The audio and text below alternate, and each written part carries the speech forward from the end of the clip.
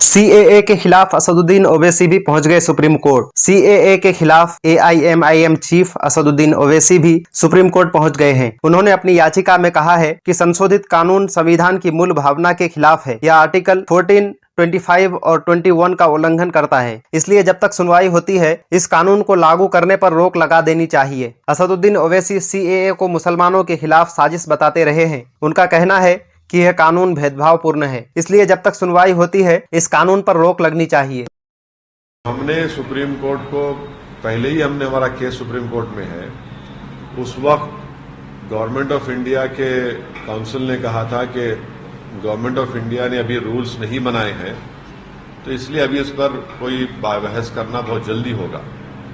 अब जबकि मोदी हुकूमत ने CAA के रूल्स बना दिए हैं, तो सुप्रीम कोर्ट जाना एक अर्जेंसी है, वक्त का अहम तकाजा है, क्योंकि अगर ये सरकार सिटीजनशिप देना शुरू कर दे एक अनकॉन्स्टिट्यूशनल लॉ पर जिसको एक रिलीजन के ऊपर बनाया गया है, तो इससे नुकसान हो सकता है।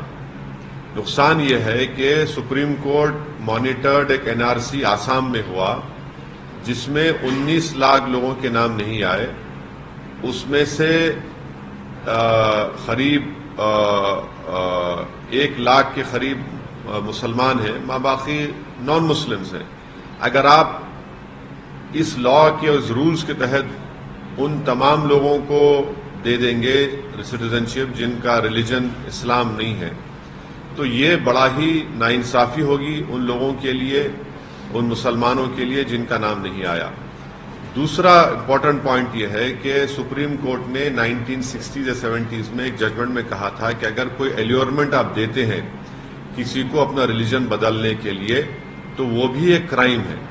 अब ये सरकार ये कह रही है कि अगर आपका रिलीजन इस्लाम है या आप मुसलमान हैं तो आपको सिटीजनशिप नहीं दी जाएगी, अगर आपका रिलीजन इससे हटकर होगा तो हम दे देंगे। तो ये भी एक किस्म का एल्योरमेंट है। इसीलिए हम सुप्रीम कोर्ट के पास गए हैं और सुप्रीम कोर्ट से हमारे फाजिल वकील जनाब निजाम पाशा साहब हैं और हमको उम्मीद है कि सुप्रीम कोर्ट इस पर देखेगा। अब देखेंगे सुप्रीम कोर्ट में क्या होता है। सर, आपने जैसे सीए जैसे लागू हुआ तो आपने कहा कि चुनावी फायदा लेने के लिए चुनाव जस्ट आने वाला है, उससे पहले क्या ये आप पे अप्लाई नहीं होता कि आप भी जो डॉक्यूमेंट आपने शो किया और सुप्रीम कोर्ट को अप्रोच हुए, आज अभी इस वक्त अनाउंसमेंट हो रहा है, चुनाव का ऐलान हो रहा है, उसके ठीक उसी दिन आप भी कर रहे हैं, तो क्या आप भी पॉलिटिक्स नहीं कर रहे हैं? देखिए, मैं एक पॉलिटिशियन हूं, मैं कोई फिलोसोफर नहीं हूं, नंबर 1। दूसरी बात यह है कि कानून पास हुआ था 2019 में। रूलिंग पार्टी नरेंद्र मोदी प्रधानमंत्री की सरकार ने इसको पास किया, तो वो लोग इसको दबा के रखे अपने पास, अपने बगल में दबा के रखे, और जैसे ही उनको मालूम था कि 1 हफ्ते के अंदर election commission of India Lok Sabha के चुनाव की डेट्स अनाउंस करेगा, उन्होंने रात में ये रूल्स का ऐलान कर दिया। जब सरकार चुनाव को सामने रखकर फैसला ले रही है तो ये बहुत गलत बात है कि आप मुझसे सवाल कर रहे हैं कि मैं सुप्रीम कोर्ट क्यों जा रहा हूं। जब कोई रूल्स बनाती है सरकार तो मुझे सुप्रीम कोर्ट जाना पड़ेगा ना। मैंने तो उस कानून को लोकसभा में इस बिल को फाड़ा था, इस कॉन्स्टिट्यूशनल काला कानून कहा था, और इस बिल के जरिए, इस कानून के जरिए सरकार मुसलमानों को खास तौर से और गरीबों को स्टेटलेस बनाना चाहती है, और इस कानून को आपको NRC NPR से जोड़ के देखना है। तो सियासत तो नरेंद्र मोदी कर रहे हैं और इस तरह का कानून बनाकर। आप झूठ फैला रहे हैं, आप राजनीति कर रहे हैं, आप डर पैदा कर रहे हैं। उनका कहना है कि जो आप बात बोल रहे हैं वो प्रोविजन सीए के जो नोटिफिकेशन है, जो गवर्नमेंट का नोटिफिकेशन, उसमें नहीं है। उनका आरोप है कि आप जानबूझकर राजनीतिक फायदे मैं एक ही बात कह दी अमित शाह और नरेंद्र मोदी। क्या अमित शाह ने पार्लियामेंट में मेरा नाम लेकर नहीं कहा था कि देश में NRC NPR भी होगा?